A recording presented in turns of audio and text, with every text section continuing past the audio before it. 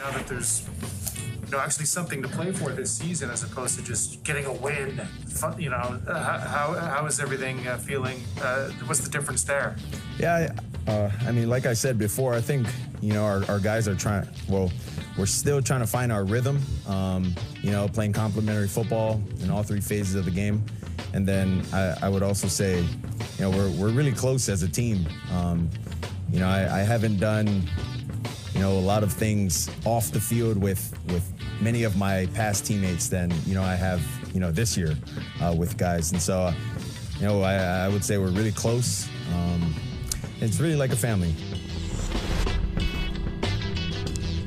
One thing that helped the Dolphins find their rhythm toward 4 straight wins, the fact that the door closed at least until March on the talk of Deshaun Watson being traded to Miami. That was the moment the winning streak began for the Dolphins. Time for today's speed round, brought to you by Verizon, the official 5G network of the NFL. And Peter, the Dolphins going for 5 in a row this weekend when the Giants come to town. Daniel Jones has been limited at practice the past couple of days. The point spread's kind of gone all over the place on this one because it was Jones definitely isn't playing. Mike Glennon would play. Oh, Dolphins -5. Then it's all, wait, Jones is practicing. Maybe he'll play. And now it's Dolphins -4. So it's kind of moving around because we don't know who the quarterback's going to be. I don't know that it's going to matter. The Dolphins have found their groove. I mean, they absolutely dismantled the Panthers. And I know it's a matchup-driven league at this point, but boy, the Dolphins have gotten something figured out. And it's going to be hard to imagine them not continuing it against a team with a losing record.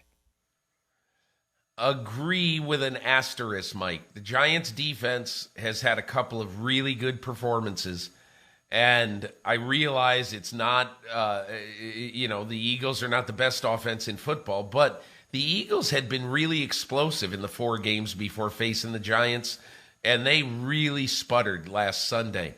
So I think the Giants are going to make this a game.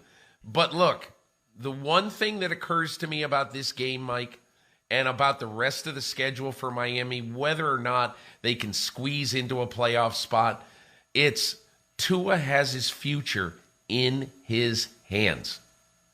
And he's been playing not totally healthy, and he's been playing well. And his chemistry with Jalen Waddle is utterly fantastic. I mean, they look like what Jamar Chase and Joe Burrow looked like earlier in the year. And so I just really like right now what I'm seeing out of Tua, making quick decisions, getting rid of the ball quickly. Mike, I keep thinking to myself, the more I watch Tua, are they really going to be in the market for a quarterback after the season?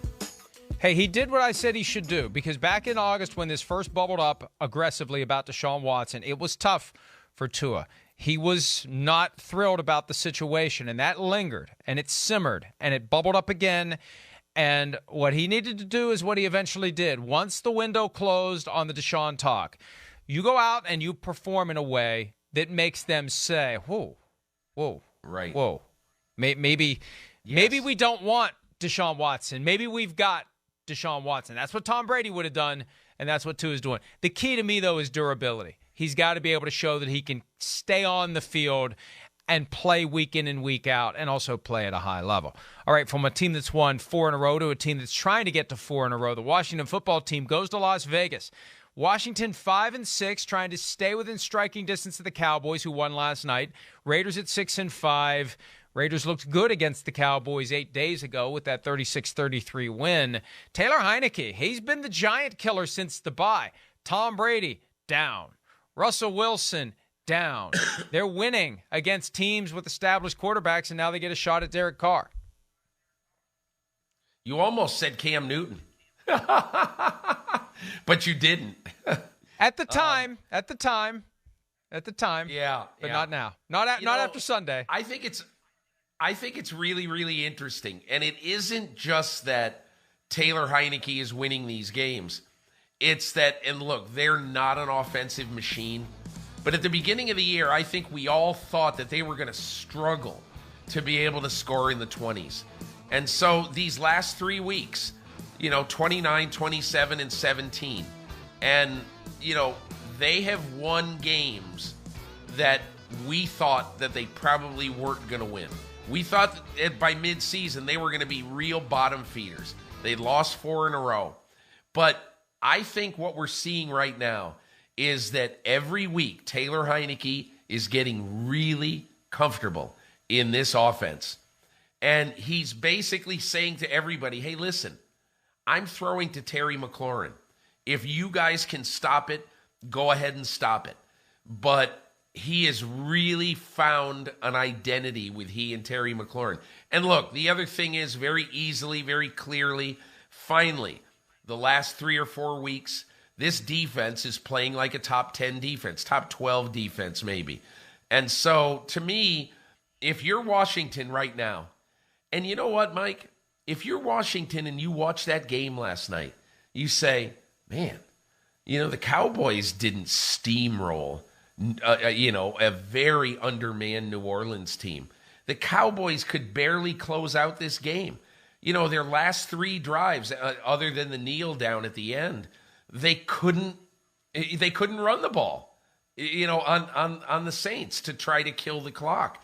And if you're Washington, if you're Ron Rivera, I watched that game last night and I say, why not us? It's going to be very, very hard, but I don't think it's impossible. The one factor that fascinates me about this game as well, Jack Del Rio, the Washington defensive coordinator, thrown overboard by the Raiders for John Gruden. Even though Del Rio, the only coach to take the Raiders to the playoffs since 2002, and Del Rio knows a thing or two about Derek Carr. He's got some inside information. That makes this an even more compelling game. Sunday Night Football, compelling game. The Broncos are working their way in the right direction. The Chiefs are looking for their 5th straight win. The Broncos have lost 11 in a row to Kansas City, Peter, and the cliche, the thing about cliches, they are proven by repetition. Andy Reid coming off of a bye week, he's hard to beat. It's not going to be easy for the Broncos. Well, that's because Andy Reid has mostly coached good teams. And if you're a good team and you're rested going into a game, I think that stat is a piece of crap. I just do. It is.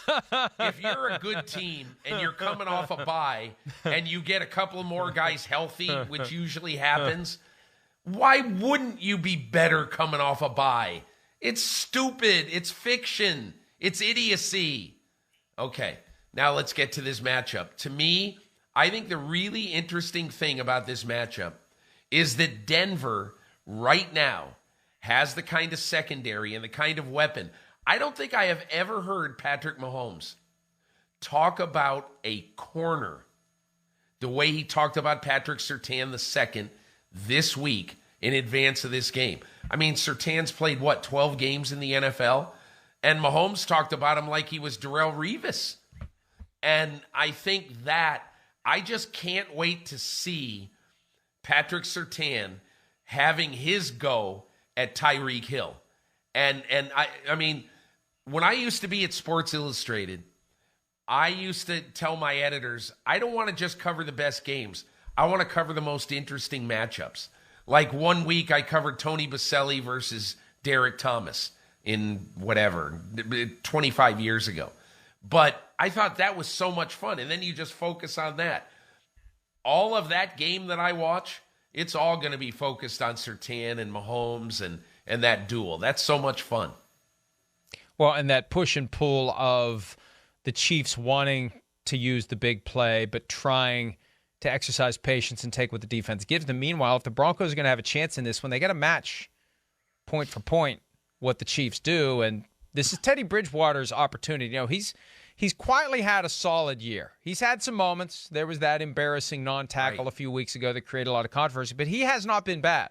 This is his chance on a national stage. The only time anyone's going to be paying attention to the Broncos this year, unless they do make it to the playoffs, this is his chance to come out and show what he can do. I do have an idea. We have to go to break, but I have an idea for the Football Morning in America t-shirt.